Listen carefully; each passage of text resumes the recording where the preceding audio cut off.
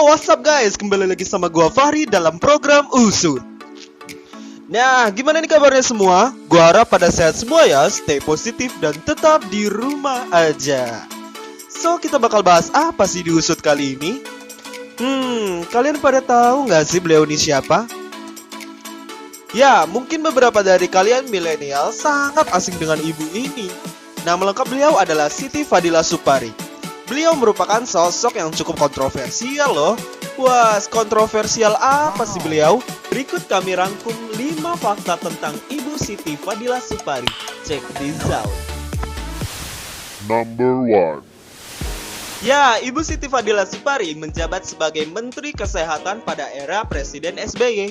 Sebelum menjadi menteri, beliau merupakan seorang dosen dan ahli bedah jantung.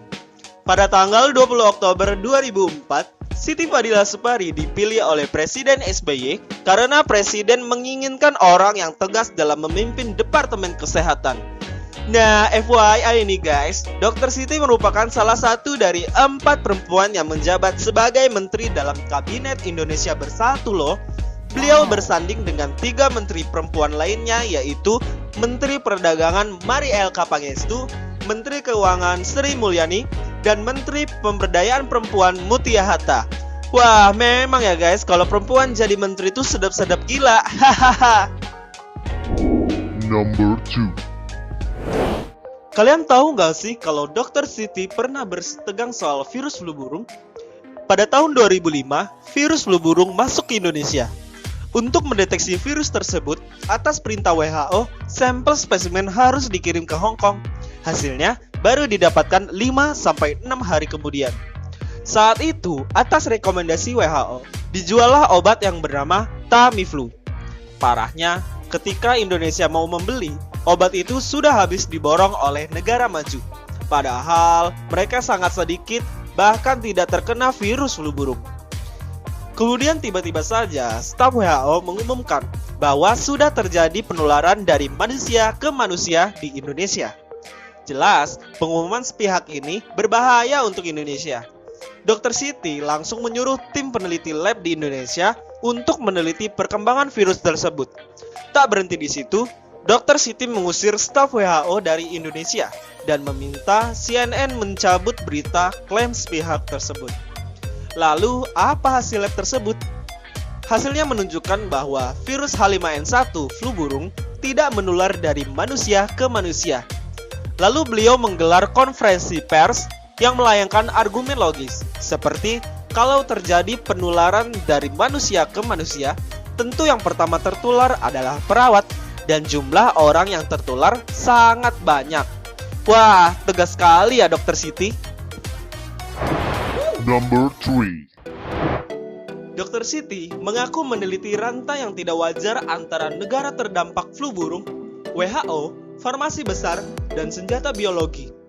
Menurut beliau, kuncinya ada di Global Influenza Surveillance Network atau GISN, sebuah lembaga di dalam WHO, tetapi di bawah yurisdiksi Amerika Serikat yang tugasnya mengumpulkan virus dari seluruh dunia. Oleh karena itu, ia berusaha menghapus GISN karena menurutnya lembaga tersebut membahayakan dunia. Pada tahun 2007, Indonesia kemudian mengajukan resolusi ke WHO. Saat itu, Dr. Siti heran. Yang dihadapinya bukan WHO, tetapi malah Amerika Serikat. Wah, aneh sekali ya guys. Ia lalu menggalang dukungan dengan mendekati satu persatu Menteri Kesehatan dari negara lainnya. Dan beliau berhasil menggalang dukungan dari 128 negara untuk menghadapi negara adidaya tersebut. Dunia juga dibuat geger usai Dr. Siti memutuskan tidak mengirim strain virus H5N1 ke WHO pada tahun 2006. Ia pun mengajukan syarat kepada WHO akan mengirimkan virus tersebut kalau Organisasi Kesehatan Dunia itu bersedia mereformasi aturan dalam berbagai virus yang transparan dan berkeadilan. Akhirnya, reformasi dalam tubuh WHO disahkan pada tahun 2011. Ketika itu, Dr. Siti menjabat sebagai anggota Dewan Pertimbangan Presiden Bidang Kesehatan dan Kesejahteraan Rakyat. Dari kemenangan perang diplomasi antara Dr. Siti dan WHO tersebut, korban virus flu burung langsung turun. Kurvanya landai, bahkan tidak ada kasus lagi. Wah, hebat ya. Number 4. Loh, ada apa dengan Bill Gates? Kok sampai dibawa-bawa ke pembahasan kali ini? Menurut Dr. Siti, terdapat suatu yang cukup janggal saat Bill Gates membahas pandemi dan vaksin pada tahun 2017 silam. Saat itu, ada suatu forum ekonomi dunia di Davos pada awal tahun 2017 dengan Bill Gates sebagai pembicara utama. Dr. Siti mengatakan saat itu Bill Gates tampak menggebu-gebu menyampaikan topik mengenai yang akan terjadi di dunia. Dari situlah kecurigaan Dr. Siti muncul. Sebab Bill Gates pun berencana membuat vaksin untuk pandemi yang digadang-gadang akan muncul beberapa tahun kemudian setelahnya.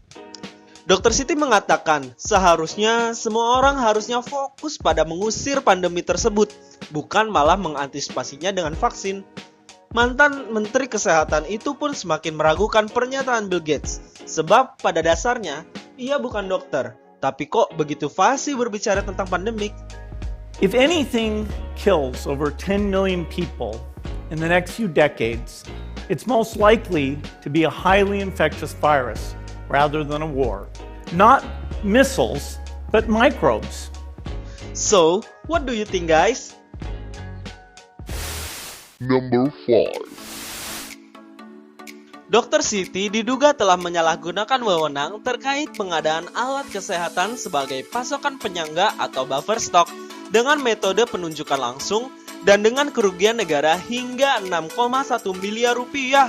Wah, angka yang besar ya guys.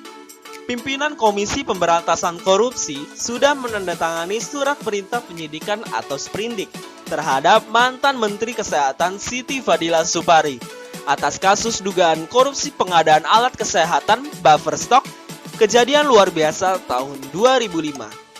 KPK juga pernah menyidik kasus korupsi di Kementerian Kesehatan, di antaranya korupsi pengadaan 4 proyek di Departemen Kesehatan pada 2006 hingga 2007. Pada akhirnya, Senin 24 Oktober 2016, Siti Fadila ditahan Komisi Pemberantasan Korupsi setelah diperiksa sebagai tersangka kasus dugaan korupsi alat kesehatan untuk kebutuhan Pusat Penanggulangan Krisis Departemen Kesehatan dari dana daftar isian pelaksana anggaran, revisi anggaran pendapatan dan belanja negara tahun anggaran 2007. Nah guys, itu tadi 5 fakta menarik tentang Ibu Siti Fadila Supari. Semoga menambah wawasan kalian dan tetap stay positif di rumah aja ya. Sampai ketemu di usut selanjutnya. Bye-bye.